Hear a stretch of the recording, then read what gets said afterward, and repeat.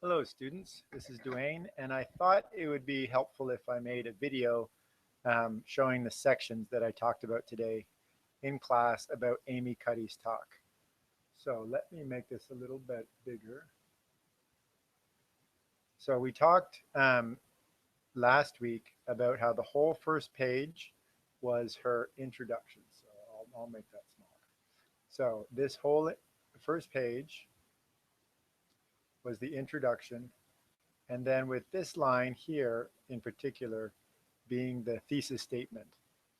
Um, and she had different elements of the introduction with background up here and also some academic background with research near this part here.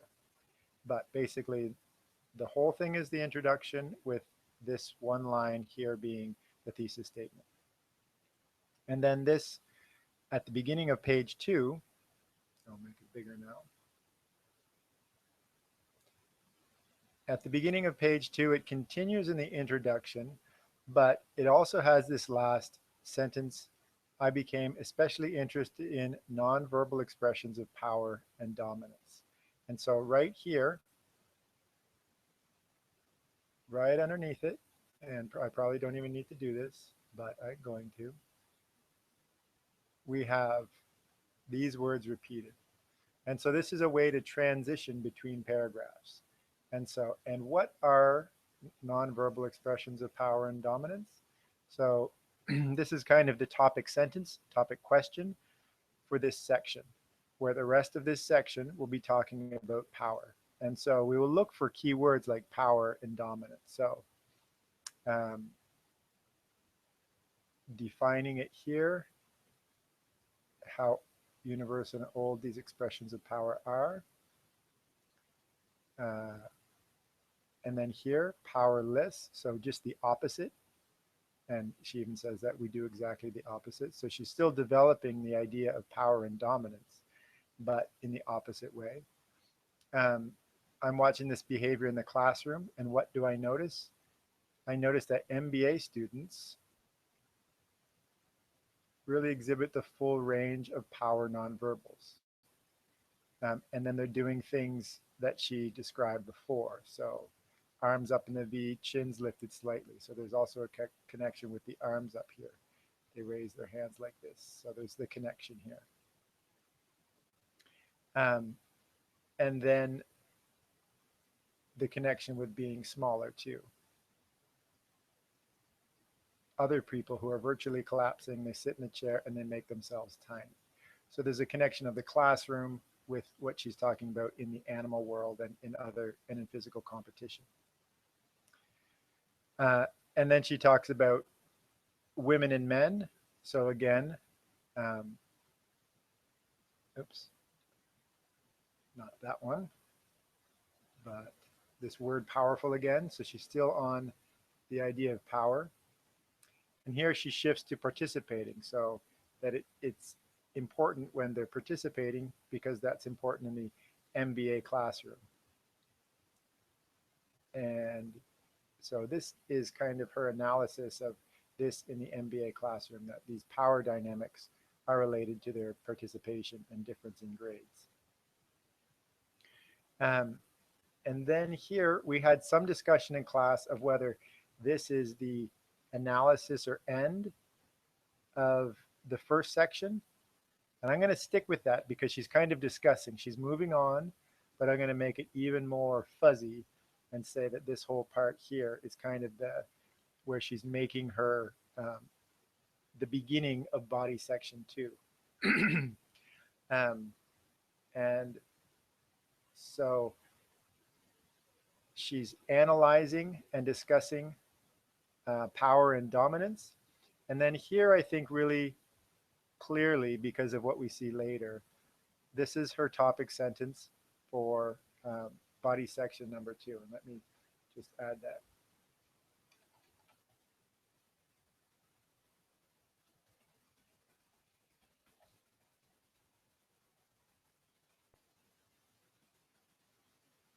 Topic sentence for body section number 2. Can I make that bold?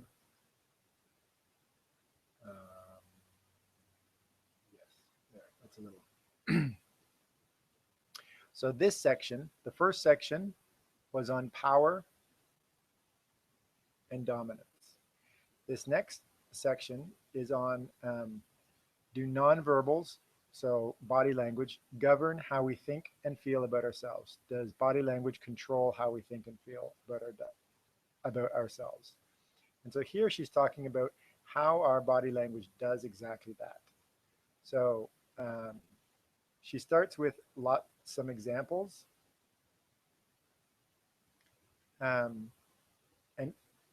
and she connects it with power, right? So we smile when we feel happy, but when we're forced to smile by holding a pen in our teeth, it makes us feel happy. So it goes both ways. And when it comes to power, relating it to this section, it also goes both ways. When you feel powerful, you're more likely to do this, but it's also possible when you pretend to be powerful, you're more likely to actually feel powerful. So again, it goes both ways. And then she relates it to hormones, saying we feel the way we feel. Um, Thinking is one thing, but also feeling. So whereas I look at hormones, so that's how we feel, right? Based on our hormones. And she talks about what powerful people do, how they feel, um, and what happens with powerless people. So she gives some background here. So I'm going to call this part here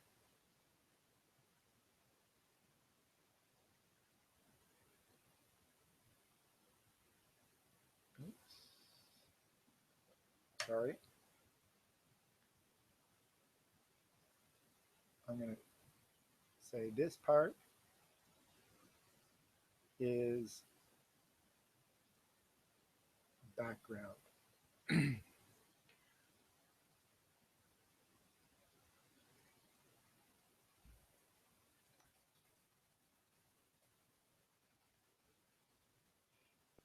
Giving us information about what she knows because she's a researcher. Background on hormones. And then here she introduces her experiment. So she's saying how she's going to do this. So does our body language control? And here she gives an example of I want you to stand like this, or an experiment, sorry, not an example, and it's going to make you feel more powerful. So this is still standing affecting how you feel. This is still body section 2. And then this is, again, the results, describing the results of her experiment.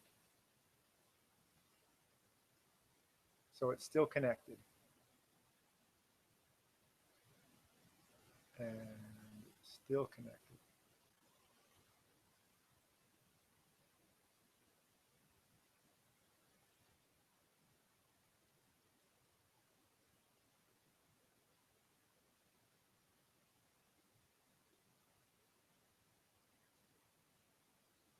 And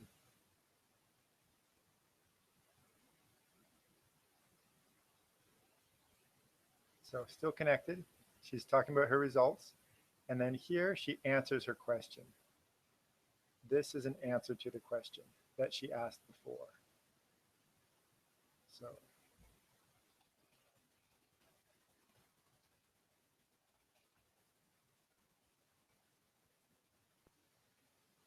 this is how we know that it's part of one section.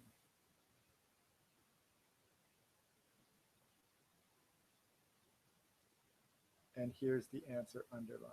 It seems that our nonverbals do govern how we think. So she's using repetition, govern how we think, and our bodies change our mind, right? So these rephrasing it like that answers her question directly. So that's body section number 2. This body section number 3 that I talked about very quickly in the class today, and I'll go over it very quickly today. This is kind of a discussion of this research. So I'm going to label it discussion.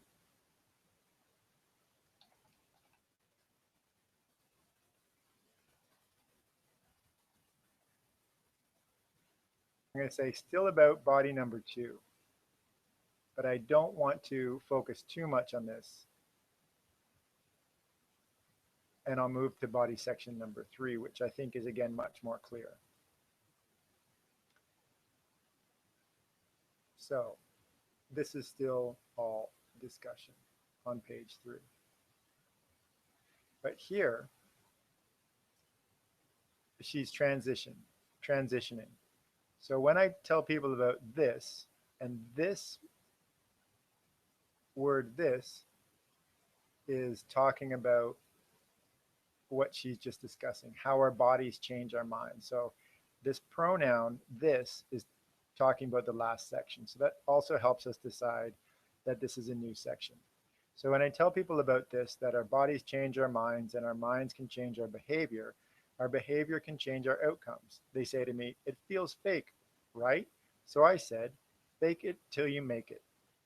So here, this is kind of the idea for the next section. Fake it till you make it. And the idea of being fake is really clearly throughout this whole section. So imposter is a fake person. A fraud is a fake person. Imposter. And when she talks about her story, giving herself as an example of being fake, she has it all over here. So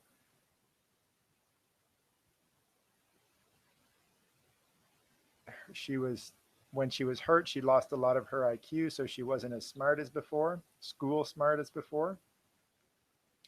And she really struggled with this. So it's another way of saying she felt fake.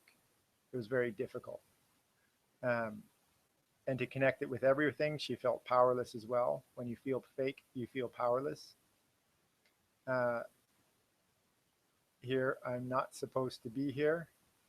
And more directly, I'm an imposter.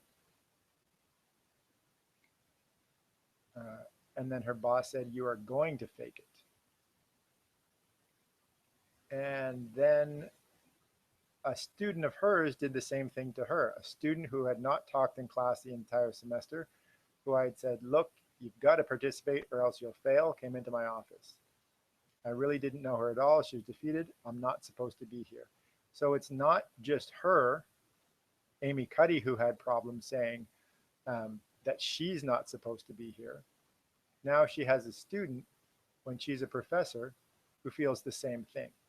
So just another example saying the same thing. And she gave her student the same answer that her professor told her. You're going to fake it? You are. You're supposed to be here. Let me get this. Oops. You're going to fake it, right? So she's using the same language again. And her student turned around. She had changed. Oops, I did it again. She had changed. And I want to say, and then her message, don't fake it till you make it. Fake it till you become it. And so that's a little bit different from what she started this section. She started with section with fake it till you make it. Where was she? Fake it till you make it up here. So this is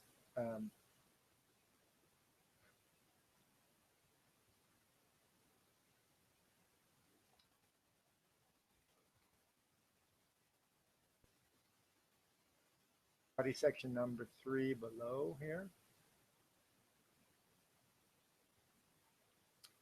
And that is here. So in this section, she said, fake it till you make it. That's how she started it. And then at the end of her section, she says, fake it till you become it. So we have 3 major sections in this reading or this TED Talk. And then a lot of you thought it was easier to find the introduction or the conclusion, sorry. So this is, did it again, whoops. This is the conclusion. Now let's be fancy and let's make a square, make it look different. So here we have a conclusion. And what we have in the conclusion is the last thing I'm going to leave you with kind of like saying, in conclusion. Uh, Also,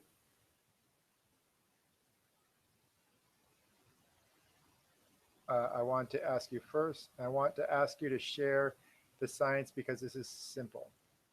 Give it away, share it with people. So, one way that we have a conclusion, one thing that we do in the conclusion is to give advice. So, this is kind of review of what she was talking about in her whole talk. And then she ends with advice. So, that's how we know that this is the conclusion. Okay, so hopefully that agreed with what you understood I said in class today, and hopefully that's a little bit helpful. Sorry I was coughing. I will see you in class soon.